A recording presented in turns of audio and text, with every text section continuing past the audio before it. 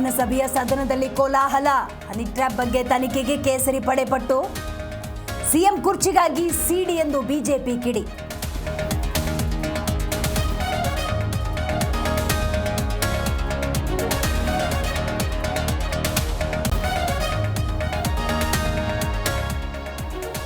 ಸದನದಲ್ಲಿ ವಿಪಕ್ಷ ನಾಯಕರ ಹೋರಾಟ ವಿಚಾರ. ಸಂಧಾನಕ್ಕೆ ಆಹ್ವಾನಿಸಿದ ಸ್ಪೀಕರ್. ಬಿಜೆಪಿ ನಕಾರ. ಹೋರಾಟ ಮುಂದುವರಿಸಲು ತೀರ್ಮಾನ.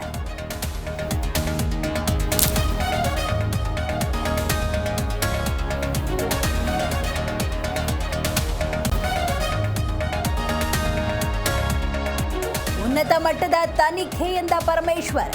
ನಮಗೆ ಸಿಬಿಐ ತನಿಖೆ ಆಗಬೇಕು ಎಂದ ಅಶೋಕ್ ಸುನಿಲ್. ಅಶೋಕ್ ಹೇಳಿಕೆಗೆ ಪ್ರಿಯಾಂಕ್ ಕಿಡಿ.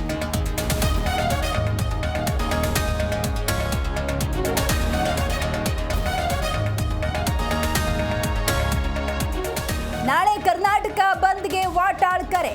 ಬಂದ್ಗೆ ಬೆಂಬಲ ನೀಡದ ಹಲವು ಸಂಘಟನೆ. ಮಿಶ್ರ ಪ್ರತಿಕ್ರಿಯೆ ವ್ಯಕ್ತವಾಗುವ ಸಾಧ್ಯತೆ.